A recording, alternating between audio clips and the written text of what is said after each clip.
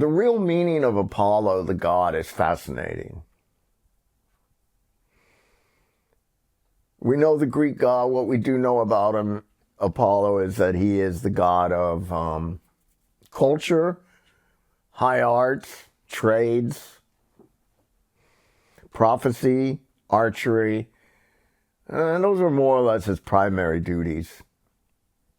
But his history is fascinating because Apollo originally was a human. He was not a god to begin with, okay? He became a god because of his heroic deeds, all right?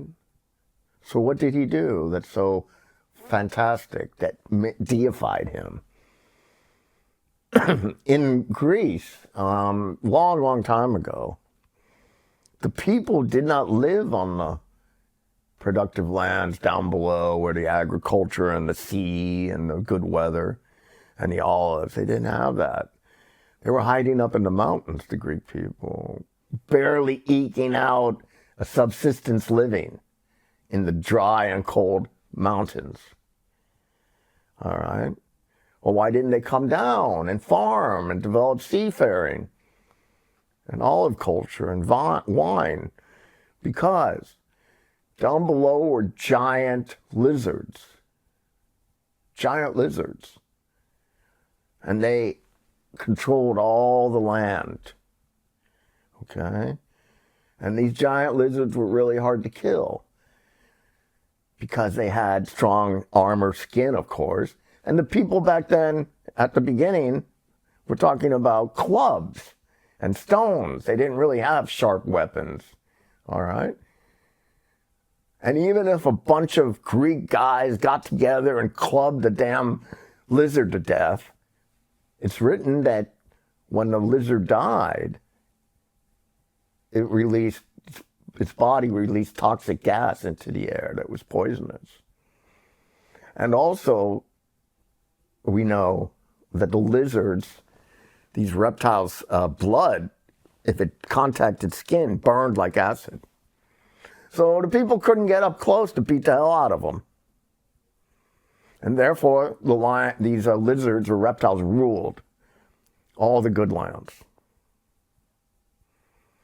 Well, now you can see where this is going. Apollo taught the people to use archery,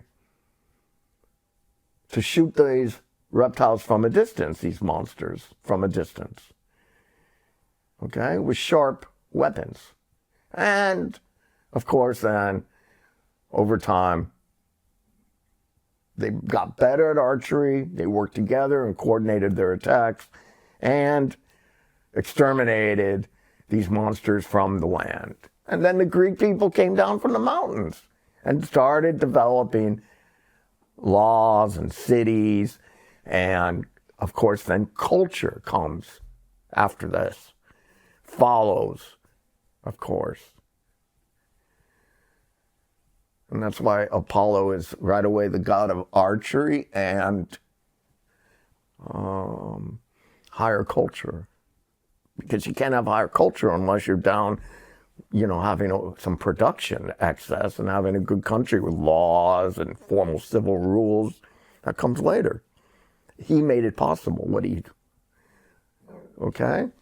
So this is where Apollo comes from, his story. And that's why he's called Pythian Apollo. Python. And this is also why Apollo was the centerpiece of a week-long celebration called the Pythian Games in Greece and Rome. Week-long celebration, big party. Okay? To honor his heroic deeds of slaying the reptile lizards. Now, what's fascinating about this story also is the spiritual aspect. Because we don't know how Apollo was born, but let's assume he was a free Greek.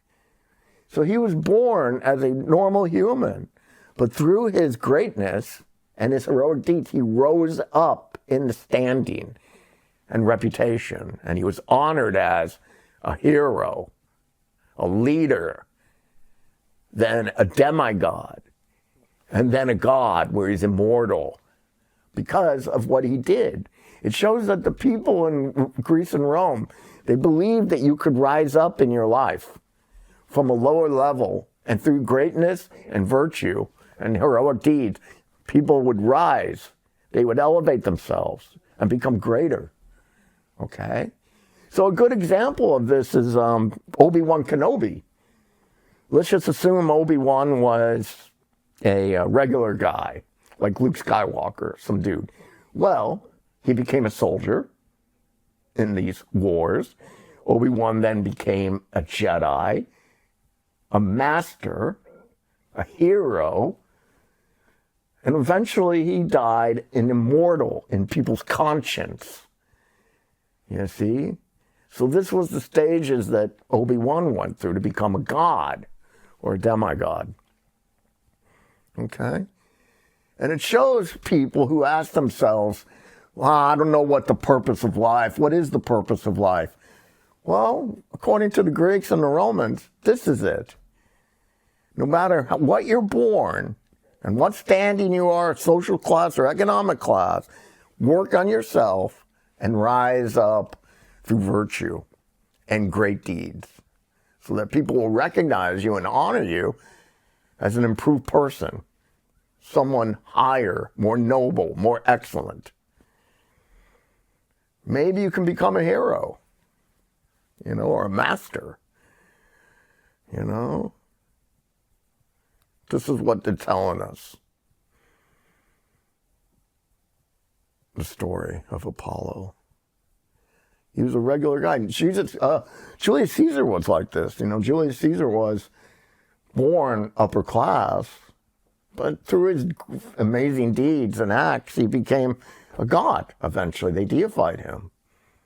But before he became a god, Julius Caesar, first he was a kid, upper class, but he was a noble, okay? And then he became a soldier, a general, okay? Then a leader, obviously, and a politician or a diplomat. And through his hard work and fantastic talents and virtue, because you can't become a god unless you have virtue. You can't be like the best thief. No one cares about that. There's no honor. So it's only through virtue people can rise up in class and elevate themselves.